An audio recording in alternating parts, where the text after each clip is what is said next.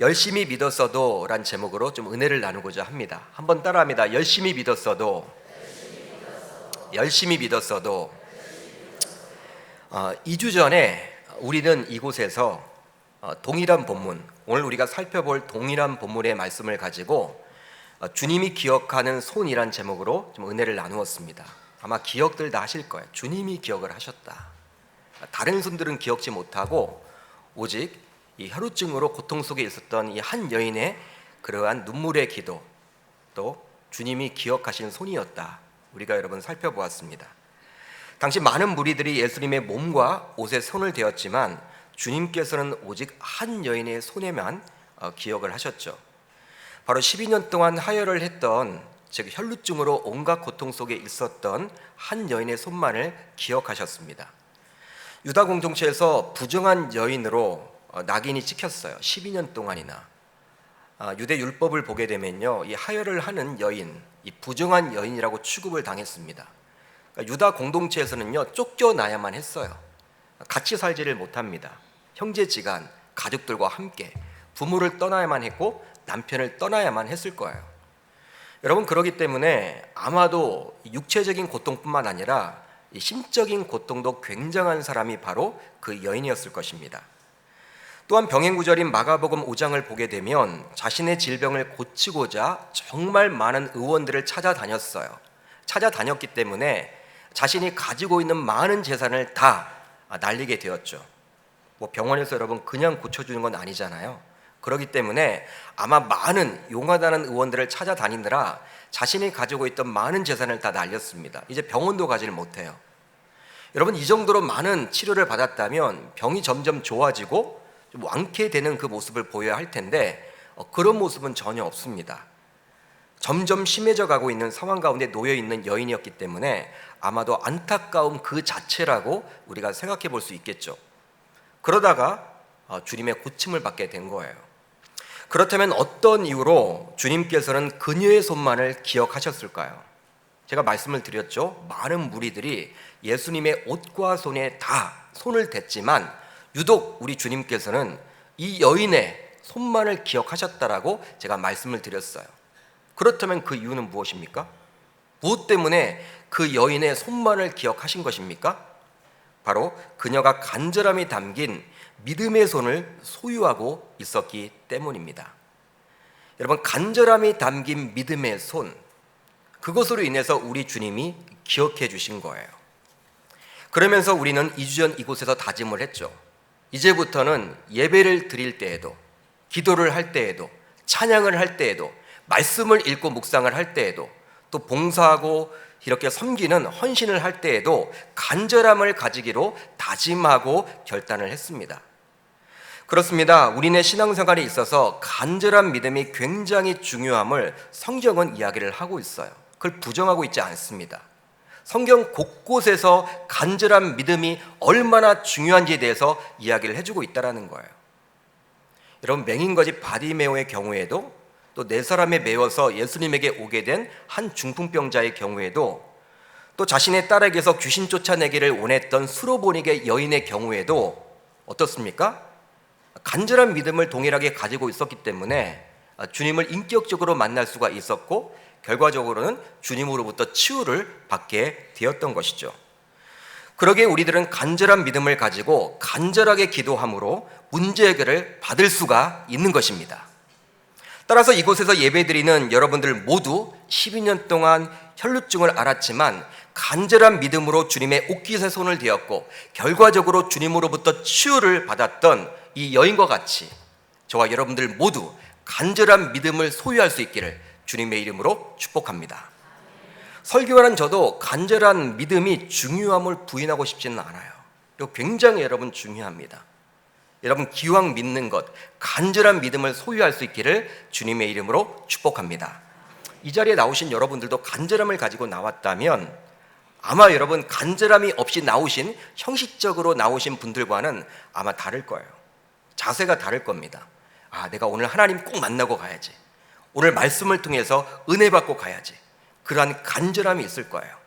그런 간절함이 있는 성도님들에게 하나님의 음성이 들려주리라 저는 믿습니다. 그렇기 때문에 간절한 믿음 굉장히 중요해요. 그런데 여러분, 열심히 믿었어도, 즉 열심히 믿었지만, 또 간절히 믿었어도, 또한 간절히 믿었지만 문제 해결을 받지 못하는 경우는 어떻게 설명을 해야 할까요? 여러분, 오늘 설교의 제목이 무엇입니까? 열심히 믿었어도. 열심히 믿었어요. 또 간절히 믿고 있어요. 그럼에도 불구하고 문제 해결을 받지 못한다. 여러분, 어떻게 설명을 해야 할까요? 여러분, 아직까지 간절함과 열심이 부족하기 때문입니까? 그렇게 설명하면 될까요? 현대의학으로 고치기 힘든 불치병, 난치병, 희귀병에 걸린 신자들이 있습니다. 예수님을 믿는 신자들이 있을 거예요. 여러분, 이들은 예수님에게 자신의 그 문제를 해결함 받기 위해서 간절함을 가지고 매달리지 않겠습니까?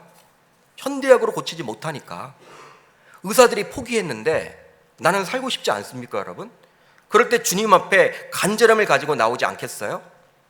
또 세월호 사건과 같이 어떤 사건과 사고로 인해서 자녀가 아직 돌아오지 않았을 때, 즉 실종된 상황에 노출되어 있을 때 여러분, 친자인 부모는요 얼마나 간절하게 매달리지 않겠습니까? 이 자녀의 문제를 해결함 받기 위해서.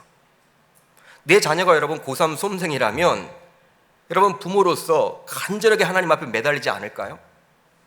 이미 여러 번 취업에 실패한 예수 믿는 청년으로서 취업을 꼭 하고 싶은 청년이 있다면 하나님, 이번만 기회를 달라고 그렇게 간절하게 주님 앞에 매달리지 않을까요? 저희 가까운 친척 가운데서도 누구보다도 열심히 신앙생활을 했지만 갑자기 닥친 이 질병으로 인해서 고통 속에서 힘겹게 살아가는 분이 있습니다. 아직 40대 후반으로서 해야 할 많은 일들이 있는데 좀 안타까워요. 정성적인 활동을 할 수가 없습니다. 집에만 있어야 돼요. 하나님께서 사랑하는 이분을 치유해달라고 저를 비롯하여 저희 아버님 또 일가 친척들이 모일 때마다 기도를 합니다. 새벽에도 저도 기도를 해요. 그렇지만 아직 치유가 되고 있지 않아요. 점점 심해지는 것 같이 느껴집니다. 그러다 보니 모두들 안타까운 마음으로 지켜보고 있을 뿐이죠. 그렇다면 사랑하는 우리 가족이 사랑하는 이분이 치유받지 못하는 것이 우리 가족들의 믿음과 기도에 있어서 간절함과 열심이 부족하기 때문이라고 이야기를 감히 할 수 있을까요? 그럼 누구보다도 간절하게 기도하는데 저의 기도가 부족하기 때문에 그렇다라고 여러분 이야기할 수 있을까요? 실제로 여러분, 적지 않은 사람들은 이와 같이 순수하게 믿고 간절히 기도했지만 아직 이루어지지 않는 소망과 꿈 때문에 자신들이 그렇게 절실하게 기도했던 신앙의 대상인 하나님에 대해서 배신감을 느끼고 오히려 냉소적인 자세를 취하기도 합니다. 야, 하나님이 어디 있어? 내가 이렇게 열심히 믿었는데, 내가 이렇게 열심히 믿고 나보다 더 간절하게 기도했던 사람이 어디 있어? 여러분, 그러면서 하나님을 떠나는 분들도 있더라는 거예요. 실제로 여러분, 저도 경험을 했습니다. 이전 교회에서 사역을 할 때 여러분, 저희 교구 식구였는데 아버지가 가장이 이미 병으로 돌아가셨습니다. 근데 부부가 같이 아팠어요. 부부가 참 안타까웠어요. 병원도 여러분 다른 병원에 입원해 있는데 부부가 여러분 다 병원에 중환자실에 입원해 있는 거예요. 근데 남편이 먼저 죽었습니다. 안타깝게도 이제 홀로 여러분들 어머니가 남았죠.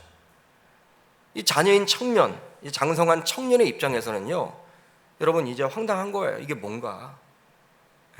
교회를 어릴 적에는 다녔지만 다니고 있지 않았어요. 그 당시에는. 근데 어머니를 살리고자 새벽 예배부터 나오기 시작하는 거예요. 새벽 예배부터. 야, 지금 생각해 보면요, 기억해 보면 새벽뿐만 아니라 모든 공예배를 빠지지 않고 나왔던 것 같아요. 여러분, 교회가 큰 교회다 보니까 저녁 기도회도 있거든요. 여러분, 저녁 기도회. 밤 9시마다 저녁 기도회가 있어요. 매일 새벽 기도 있습니다. 여러분, 얼마나 공예배가 많겠습니까? 예배가 많겠습니까? 근데 모든 예배를 다 나와. 여러분, 청년들이 이렇게 예배를 다 나온다는 그 자체가 굉장히 여러분 쉽지 않습니다. 딱 한 가지예요. 뭐 때문에? 무엇 때문에? 어머니를 살리고자 하는 그 마음 때문에. 그 이전에는 교회도 잘 출석하지 않았던 그 청년이 어머니를 살리고자 그렇게 열심히 어머니를 위해서 기도했습니다. 여러분, 저는 교구 식구이다 보니 이제 이 청년과 여러분 같이 중보를 했어요. 하나님 앞에. 여러분 안타깝잖아요. 청년이 남아서 어머니 살려달라고 기도를 하는데 여러분 저희 교구 식구니까 같이 붙들고 같이 중보했어요. 그러니까 모든 여러분 교육자들 눈에 다 띄기도 시작해. 왜냐하면 모든 예배를 다 나오다 보니까. 그러니까 여러분들도 우리 교육자들 눈에 띄고 또 우리 담임 목사 눈에 띄기를 원하신다면 모든 예배를 다 나와 보시기를 바랍니다. 여러분 금방 뛰어요. 여러분들 모든 예배 다 나오는데 야 이분은 대단하다, 믿음이 있나 보다. 이게 쉽지 않은 건데 어머니를 살리기 위해서 나온 거예요. 여러분 그런데 어머니가 좋아지는 것처럼 보였습니다. 저도 여러분 참 감사했어요. 기도를 했는데 응답이 있는 것처럼 느껴졌어요. 그런데 그게 오래가지 못했어요. 몇 개월 후에 점점 병세가 악화되어서 결과적으로는 돌아가시게 되었습니다. 돌아가시게 되었어.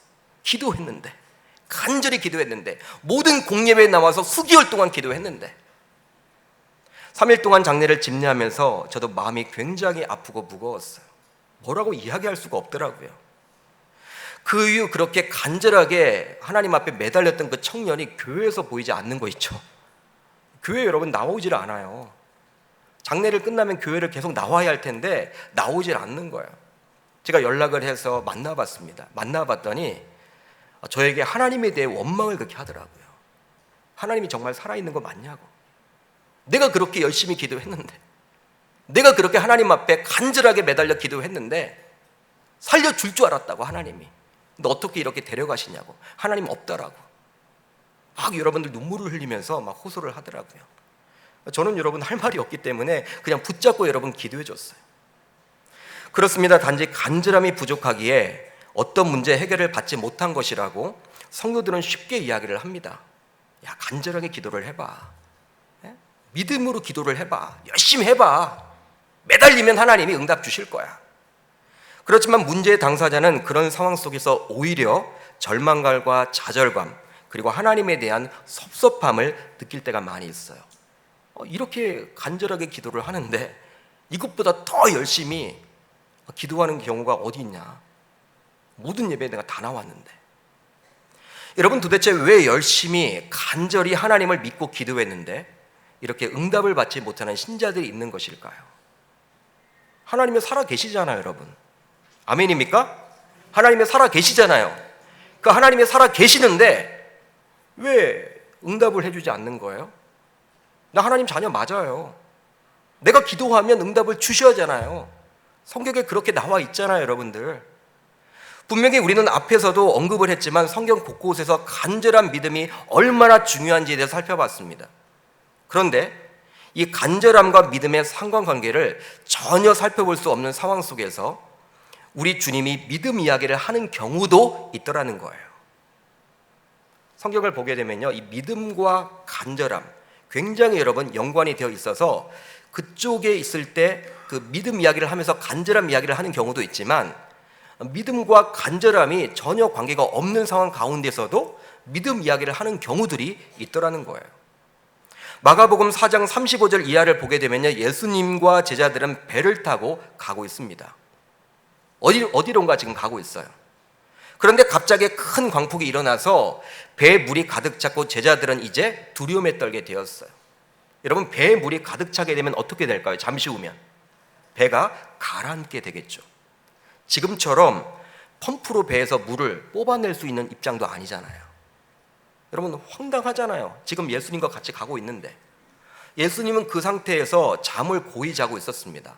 아마 제자들도요, 웬만해서는요, 예수님이 얼마나 피곤한지를 다 알고 있기 때문에, 얼마나 사역에 열중하고 있는지를 알고 있기 때문에 고이 여러분 자고 있는, 주무시고 계시는 예수님을 깨우지 않았을 거예요. 웬만해서는.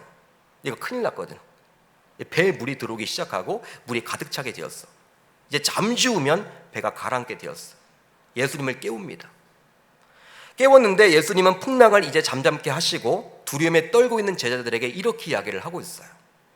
어찌하여 이렇게 무서워하느냐? 너희가 어찌 믿음이 없느냐? 여러분 오히려 칭찬받아야 되지 않을까요? 여러분 주무시다가 여러분 돌아가실 수도 있는데 제자들이 여러분 지금 깨워준 거잖아요. 근데 왜 제자들이 여러분 이렇게 지금 책망을 받아야 합니까? 예수님에게서 믿음이 없냐? 너희가 어찌 믿음이 없느냐? 이런 책망을 여러분 받게 됩니까? 여러분, 그렇다면 우리 주님께서는 무슨 믿음이 필요하다고 지금 말하고 있는 거예요? 믿음이 없다라고 이야기를 하고 있는데 이 믿음이 뭡니까? 믿기만 하면 풍랑이 없어질 것이라는 믿음인가요? 여러분, 그렇게 생각하십니까? 아니면 믿으면 배멀미도 없이 우리가 가고자 하는 목적지로 도착할 것이다, 그런 믿음인가요? 그거 아니죠, 여러분. 그렇다면 왜 주님께서는 제자들에게 믿음이 없다라고 지금 이야기를 하고 있습니까? 바로 아무리 풍랑이 불어 배가 가라앉게 되었어도 그 배 안에 지금 누가 계신다라는 거예요? 예수 그리스도, 주님이 계시잖아요. 왜 너희들은 나를 신뢰하지 못하느냐, 나를 믿지 못하느냐? 내가 이 안에 있는데 너희들만 있는 게 아니잖아. 내가 지금 비록 잠을 자고 있더라도 내가 이곳에 지금 있잖아. 왜 너희들은 나를 신뢰하지 못하는 거야? 나를 믿지 못하는 거야? 즉 예수님 그분 자체를 신뢰하지 못하는 그 제자들의 믿음 없음을 탓해주고 있는 거예요. 또 마가복음 9장을 보십시오. 무리들 가운데 한 사람이 벙어리 귀신 들린 아들을 고쳐달라고 제자들에게 찾아옵니다. 그러나 제자들은 이 벙어리 귀신 들린 아들을 고치지 못하죠. 그때 여러분, 변화산에서 누가 내려와요? 변화산에서 예수님이 내려오셔서 아이의 아버지를 만나게 되었고 결과적으로 그 아이에게서 귀신을 내어 쫓아주십니다. 예수님이 그렇게 해주신 것이죠. 그런데 예수님은 처음 변화산에서 내려오셔서 아이의 아버지의 이야기를 듣고 난 다음에 이런 말씀을 하셨어요. 믿음이 없는 세대여, 내가 얼마나 너희와 함께 있으며 얼마나 너희에게 참으리요. 여러분, 아비에게 지금 이런 얘기를 했어요. 믿음이 없는 어떻게 해요? 세대요. 여러분, 이 말은 무슨 의미입니까? 주님께서는 믿음이 없는 아버지요 라고 말하고 있지 않아요. 믿음이 없는 제자들아, 병을 고칠 수 있다는 것을 너희들은 믿지 않았구나 라고 말하고 있지 않아요. 단순히 어떻게 말을 하고 있습니까? 믿음이 없는 세대요. 단지 주님께서는 믿음이 없는 세대요 라고 이야기를 하고 있어요. 여러분, 이것은 무슨 뜻입니까? 무슨 말입니까? 성경 곳곳을 보면 주님께서는 믿음에 대해서 굉장히 강조를 하고 있습니다. 실제로 믿음은 우리 인생의 문제를 풀 수 있는 유일한 키예요. 열쇠인 거예요. 그러게 큰 믿음 갖기를 원하죠. 대부분의 분들이. 여기 앉아있는 분들도 믿음이 커지기를 원하십니까? 작은 믿음에 만족하며 살기를 원하십니까? 묻지 않아도 여러분 답을 다 알고 계시죠? 여러분 다 무엇을 원해요? 큰 믿음이죠. 큰 믿음. 나는 목사님, 저는 작은 믿음으로 족해요. 이런 분 여러분 보지를 못했어요. 신자라면 되도록이면 큰 믿음 갖기를 원하잖아요.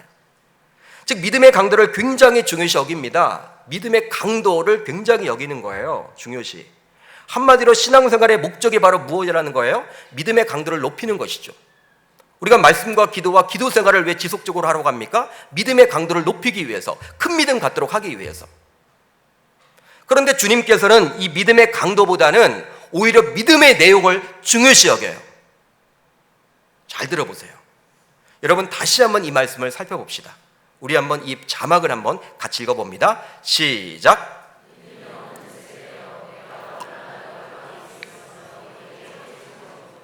내가 너희와 내가 너희에게. 바로 주님께서는 우리와의 관계를 중요시 여긴다라는 거예요. 바로 믿음의 강도보다는 우리와 어떤 관계를 맺고 있는지 거기에 관심을 기울이기를 원하신다라는 것입니다. 그 내용에 관심, 집중하고 있기를 원한다라는 거예요. 우리 주님이. 그러니까 우리 주님은 우리들에게 있어서 큰 믿음보다도 나와 교제를 나누자. 나는 너의 아버지야. 너는 너의 자녀야.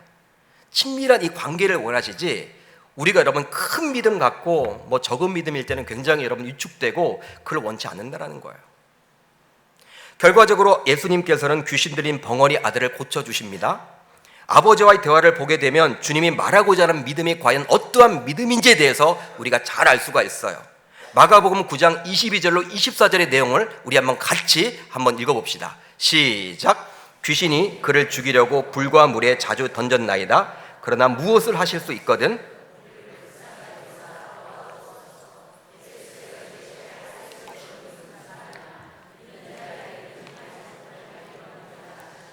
곧 그 아이의 아버지가 소리를 질러 이르되 내가 믿나이다. 나의 믿음 없는 것을 도와주소서 하더라. 아멘. 귀신 들린 아이의 아버지는 예수님에게 이렇게 말씀을 합니다. 무엇을 하실 수 있거든 우리를 불쌍히 여기사 도와주소서라고 이야기를 해요. 무엇을 하실 수 있거든, 이 말은 어떤 의미입니까? 어떤 의미예요? 바로 당신이 뭔가 하실 수 있는 일이라면, 즉 무엇이든 해보실 수 있다면 이란 뜻이에요. 즉 아이의 아버지는 예수님에게서 무엇을 지금 바라고 있는 거예요? 어떤 행함, 어떤 기적을 바라고 있는 것이죠. 귀신을 내어 쫓는 그 행위를 바라고 있는 것이죠. 그걸 해달라는 거예요 지금. 이런 아비의 말을 듣고 예수님께서는 다음과 같이 말씀을 해주십니다. 할 수 있거든이 무슨 말이냐? 믿는 자에게는 능히 하지 못할 일이 없느니라. 아멘. 여러분, 이 말의 뜻은 무엇이에요? 바로 다음과 같습니다. 제가 해석을 해드릴게요. 나를 믿으면, 즉 예수를 믿으면 예수님이 못하실 일이 없다라는 말입니다. 예수님은 못하실 일이 없어. 그러니까 나를 믿어. 여러분, 귀신 들린 여러분 이 아비는요, 빨리 그 귀신이 나가기를 원하죠. 그 기도 제목을 원하죠. 그렇지만 우리 주님은 지금 어떻게 이야기해요? 나에게 집중해. 귀신을 쫓아내는 것도 나야. 내가 하는 거야, 내가. 따라서 믿음이란 무엇이냐면요, 예수라는 대상을 믿는 것이지 아이에게서 귀신을 쫓아내므로 병이 나을 것이라는 것을 믿는 것이 결코 아님을 알 수가 있는 거예요. 다시 한번 말씀을 드립니다. 믿음이란 예수라는 대상을 믿는 것이지 귀신을 아이에게서 쫓아내므로 병이 나을 것이라는 그것을 믿는 것이 아니라는 거예요. 이제 오늘 말씀 안으로 들어가 보면 실제 12년 동안 혈루증으로 고통 속에 있었던 여인뿐만 아니라 예수님을 쫓아다녔던 무리들도 이 여인과 동일하게 간절한 믿음을 가지고 있었습니다. 제가 2주 전에는 말씀을 안 드렸죠. 오늘 설교를 하기 위해서. 여러분, 바로 다음의 구절을 통해서 확인해 볼 수가 있어요. 예수께서 돌아오심에 무리가 환영하니 이는 나 기다렸음 이러라. 다 기다렸음 이러라. 여러분, 다 기다렸대요, 무리들이. 여기에 쓰이는 단어는 기대감이 굉장했기에 기다릴 수가 있었음을 말해주는 거예요. 여러분, 우리가 인내하고 기다릴 수 있는 것은요, 기대감이 클 때 기다릴 수 있는 거잖아요. 여러분, 그렇죠? 여러분, 별로 기대도 하지 않는데 막 기다릴 수 있습니까? 그게 안 되거든요. 기대하는 마음이 크면요, 여러분 기다리잖아요. 여러분, 우리 자녀들은 우리가 막 용납하고 용서하고 기다릴 수 있잖아요. 왜? 기대감이 크기 때문에.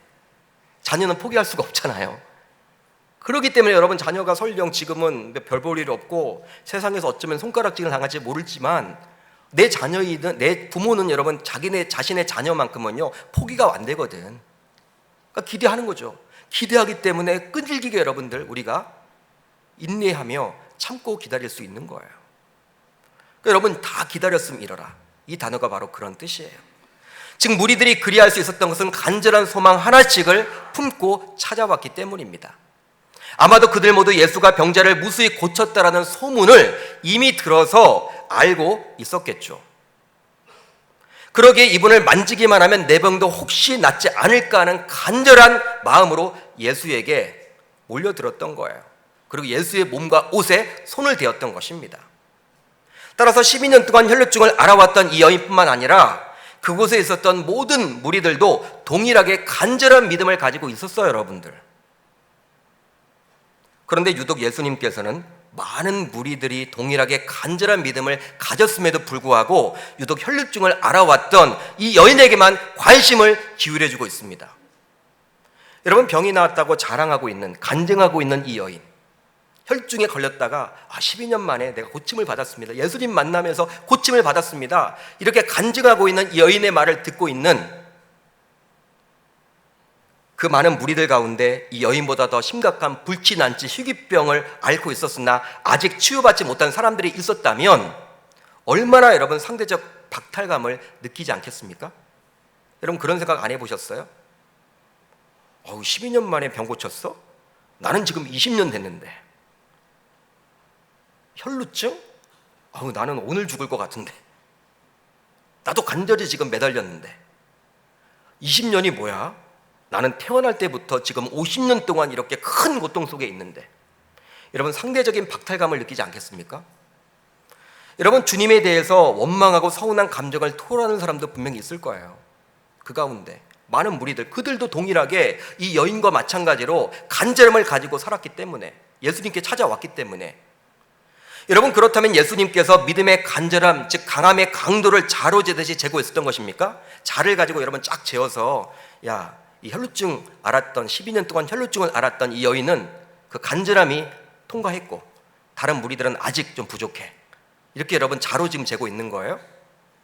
혈루증 여인의 기도가 거기 모인 무리들 가운데 가장 간절했고 나머지 간절하지가 않았기 때문에 이 여인만 예수님의 기준을 통과한 것입니까?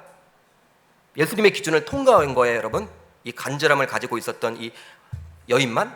다른 사람들은 아직 통과하지 못한 거예요? 그렇게 설명할 수 있는 것입니까? 분명한 것은 그렇지 않다라는 거예요. 분명한 것은 그렇지 않아요. 거기에 있는 모든 사람들은 다 지푸라기라도 붙들고 싶은 그 간절함을 가지고 다 나온 거예요. 오히려 혈루증을 앓았던 여인은 예수의 옷깃에 손을 대었지만 그들 가운데 어떤 사람들은 간절함이 너무나 큰 나머지 어떻게 했어요? 예수님의 몸에 막 손을 댔을 거예요. 빨리 고침받으려고. 그런데 왜 이 여인만 병에 고침을 받게 된 것입니까? 왜 나음을 입은 거예요? 여기에 대한 답은 오늘 말씀 48절을 통해서 알 수가 있습니다. 48절 같이 봅니다. 시작. 딸아, 내 믿음이 너를 구원하였으니 평안히 가라. 주님께서는 내 믿음이 너를 낫게 하였다라고 말해주고 있지 않아요. 내 믿음이 너를 어떻게 했다? 구원했다. 물론 여기서 말하는 구원은 단순히 혈루 증세에서 고침을 받게 된 것만을 말하지 않죠. 육체적인 질병의 그러한 육체적인 질병 속에서 고통당했던 그것만 치유받았다는 것만을 말하고 있지 않아요. 바로 육체뿐만 아니라 영적인 치유를 받게 되었음을 말해주고 있는 것이죠. 즉 하나님 나라의 구성원이 되었다라는 사실입니다. 그러기에 주님께서는 관계 설정을 다시 합니다. 이제 관계 설정을 다시 해요. 잘 알지 못했던 여인이었습니다. 특별히 유다 공동체에서 부정한 여인으로 낙인 찍혔던 사람이었어요. 그런 그녀에게 우리 주님은 딸아! 라고 부르고 있어요. 딸아, 딸아, 내 딸아, 이렇게 불러주고 있어요. 여러분 딸아 라고 불렀다라는 것은 이제 자신의 자녀가 되었음을 선포해주고 있는 것이죠. 즉 예수님의 관심은 혈루증을 앓고 있는 여인과의 관계 회복이지 단순히 그녀의 육체적인 치유가 아니었다라는 거예요. 예수님의 관심은요, 관계 회복이에요. 관계만 회복되면 저절로 육신의 질병은 치유받는 거예요. 그렇다면 그녀의 믿음은 과연 당시 많은 무리들과 어떻게 달랐을까요?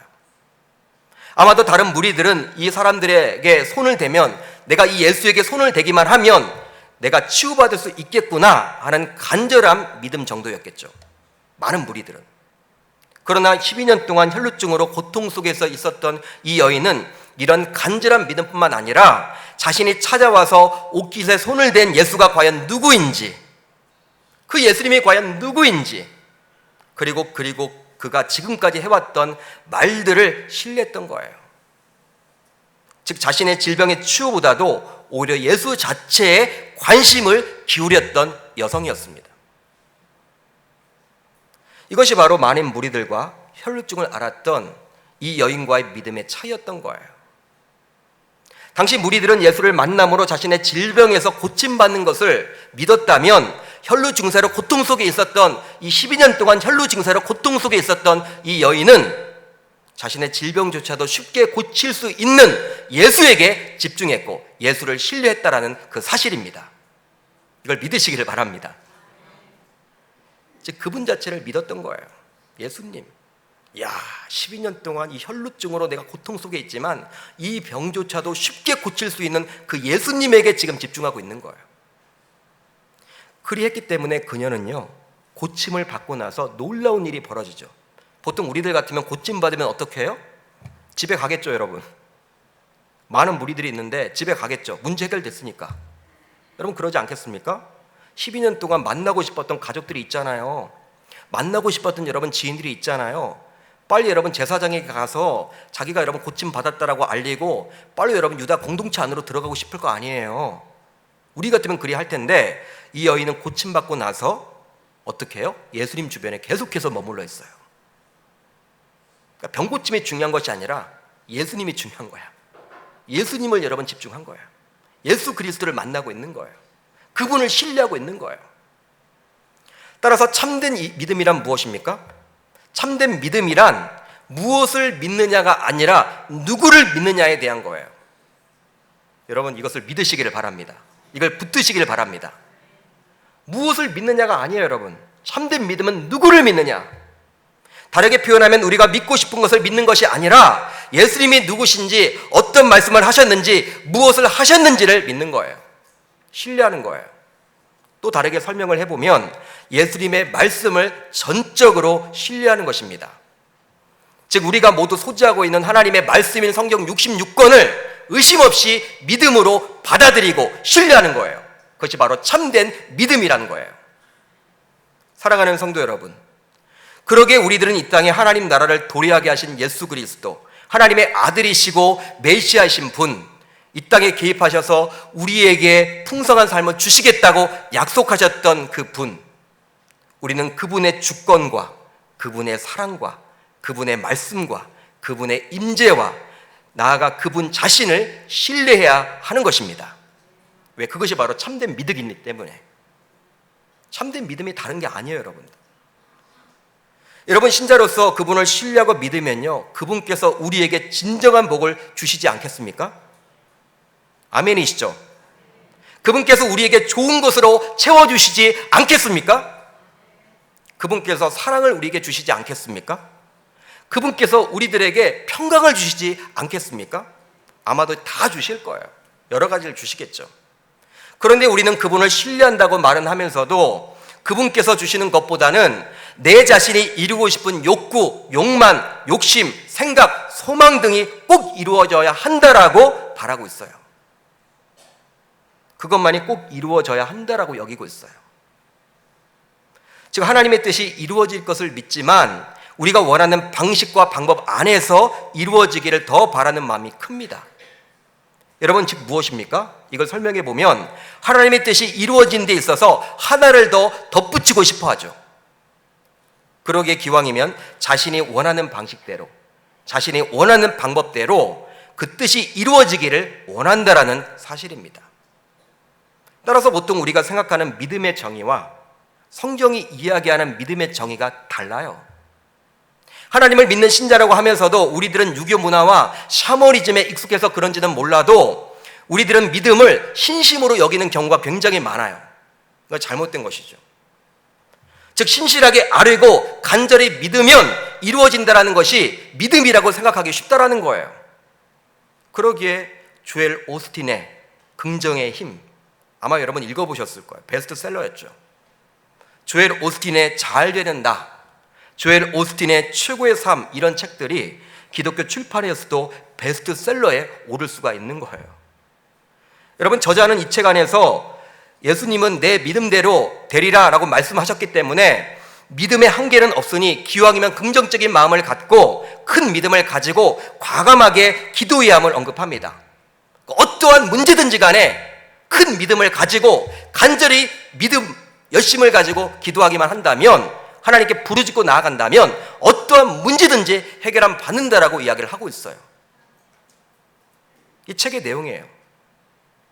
그러나 성경이 말하는 참된 믿음은 조엘 오스틴이 책에서 말하는 믿음과는 분명히 차이가 있죠. 차이가 있어요. 바로 하나님 그 자신과 그 하나님의 말씀을 철저하게 신뢰하는 것이기 때문입니다. 여러분 마가복음 10장을 보게 되면 맹인거지 바디메오를 예수님께서 고쳐주세요. 맹인거지 바디메오. 그런데 예수님께서는 그에게 이런 말씀을 하셨습니다. 예수께서 말씀하여 이르시되 내게 무엇을 하여 주기를 원하느냐? 맹인이 이르되 선생님이여 보기를 원하나이다. 예수께서 이르시되 가라 내 믿음이 너를 구원하였느니라 하시니 그가 곧 보게 되어 예수를 길에서 따르니라. 아멘. 여러분 예수님은 그 맹인에게 지금 어떻게 묻고 있습니까? 내게 무엇을 하여 주기를 원하느냐? 단지 이렇게 물을 뿐이에요. 예수님께서는 그 맹인에게 너에게 눈을 뜰 만한 믿음이 있느냐라고 묻지 않습니다. 또 내가 앞으로 눈이 떠지면 어떻게 멋진 삶을 살 것인지 기대하라, 그리고 그것을 믿으라 라고 말하고 있지 않아요. 단지 내가 너에게 무엇을 해주었으면 좋겠느냐, 내가 너에게 뭐 해주면 좋지? 그걸 묻고 있는 거예요. 여러분, 지금 맹인거지의 입장에서는요, 눈 뜨는 게 여러분 소원 아닙니까? 그렇지만 우리 주님은 그 얘기 안 하는 거예요. 내가 너에게 뭐 해주면 좋지? 내가 할 수 있다라는 거예요. 내가 해준다라는 거예요. 그러니까 맹인거지 입장에서는 어떻게 했던지 간에 눈 뜨는 것이 여러분 목적이었다면, 예수님이 여러분 지금 요구하고 있는 것은 뭐예요? 예수님이 원하는 것은 무엇입니까? 내가 할 수 있다, 이걸 보여주고자 한 거예요. 즉 예수님께서 맹인거지 바디메오에게서 기대했던 것은 그의 강력한 믿음만이 아니라 그가 예수님을 단지 바라보는 것이었습니다. 바라보는 믿음이었어요. 맹인이면서도 하루하루를 빌어서 살아가는 비참한 거지였지만 예수를 바라보며 그를 전적으로 신뢰하기를 우리 주님이 기대했던 것이죠.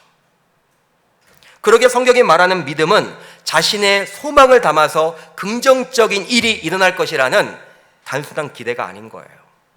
이것 되면 좋겠다, 이렇게 되면 좋겠다, 그걸 놓고 여러분 막 기도하고 나서 그 믿음 아니에요. 여러분, 그건 기대죠. 그 믿음이 아니에요.